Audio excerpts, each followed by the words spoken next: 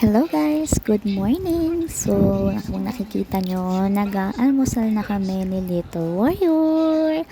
At huwag kayong magtaka kung bakit ganyan oras pa lamang nakahubad na siya. Diyos ko.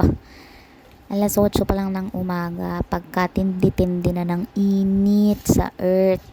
O, diba? Inom tayong tubig. Kailangan laging hydrated.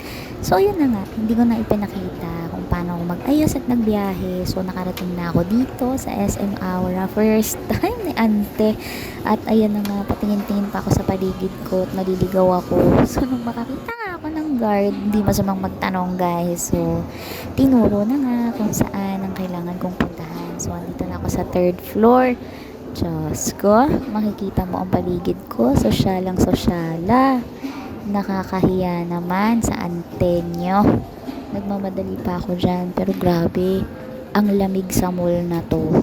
At napakaganda ang aliwalas. So ayun na nga, nakarating na tayo sa High Precision Diagnostics Plus. At Diyos ko, kung ano naman ang tindi ng init sa labasan. Ganun naman katindi ang labig dito. Tingnan mo naman. Oh, kinikilabutan pa ako sa tindi ng lamig dyan sa loob ng clinic na yan. At ayun na nga, after 48 years natapos din. Thank you, High Precision Diagnostic Plus. Uy, baka naman. At makikita mo ang labas, ang ganda-ganda ng tanawin. Tapat lang siya ng market. At alas 12 pasado na nga ng tanghali.